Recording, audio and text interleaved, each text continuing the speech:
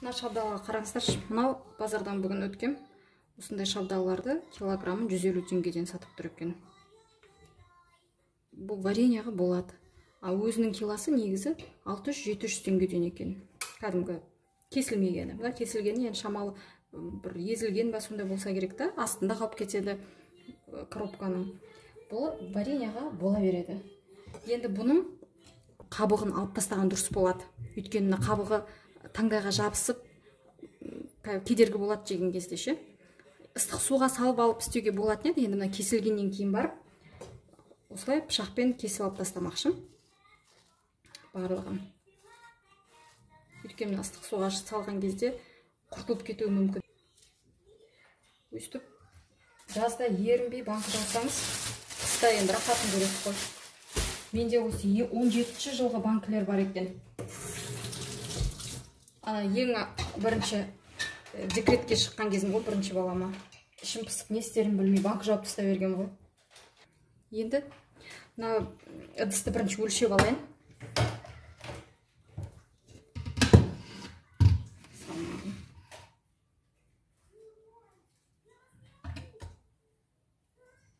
Бірде 253 болып тұр. Қазір енді осыған бірден турап саламын.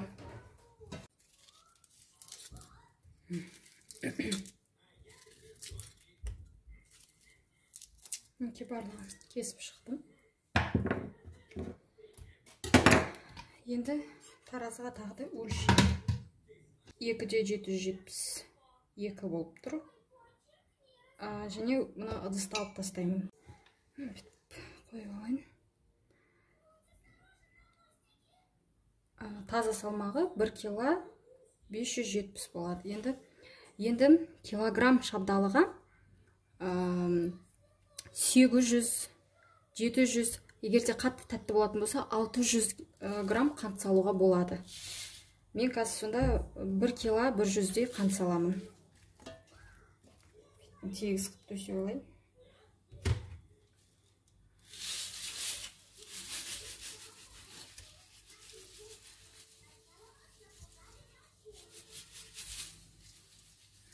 Толықтай бүкіл жеріне жеткізіп. Бұл жерде енді килограммға 700 салдым мен. Сонда мысалға ар жағындағы 570 болатын болса, өшім килограмм 570-ті соның 70% ғой. 70% қант болады.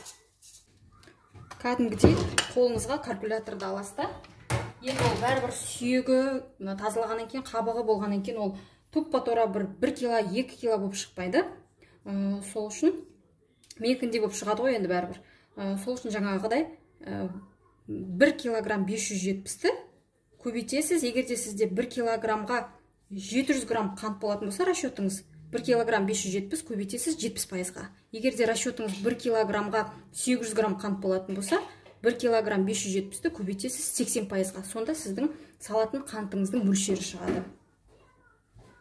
Енді бұның бетін крышкамен жаппаймын, жайматамен жауып, бір түнге қойып қоямын. Ертең ала бұйыртса пісіріп аламыз. Мінекей мына ертесі отқа қоюым. Қант толықтай ерген, тек астында қалып қойған қанттарды жақсылап араластырып жіберу керек. Қазір енді қайнасын. Мінекей мына шабдалы бір бұрқ етіп қайнадым. Мен қазір астын пәсейттім. Енді орта отта бір 20 минуттай қайнайды. Мына бетіндегі көбіктерін алып тастайын.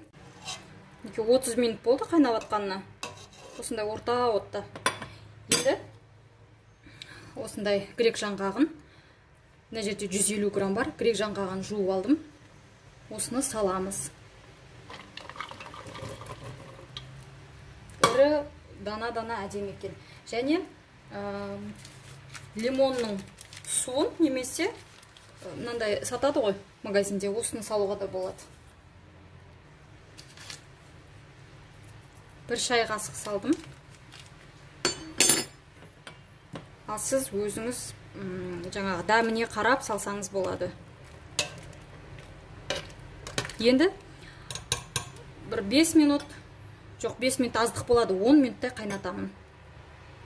Лимон қышқылымен бір шай қасық дегенмен, бірақ осындай ғана шамада салдым, толтырмай жұқалап. көп салып жібермеңіздер.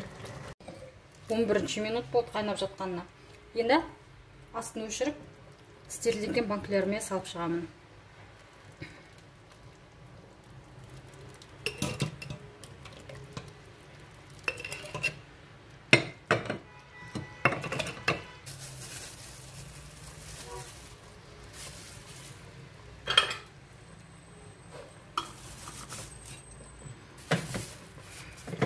Некемді банкілерімді 2 қайтара бұрап шықтым. Енді қазір төңкеріп, бір тәулікке орап қоямын. Неке шабдалдан жасалған тосап дайын. Мына жаңғақтарымен өте қызық көрінеді. Дастарханға қойғанда да өте әдемі көрінеді. Осы мен ұсынған рецептпен жасап көріңіздер. Кеңес берем. Өте ұнайды деп сенімдемін сіздерге. Видео ұнаған болса, маған лайк басып тіркелуді ұмытпаңыздар.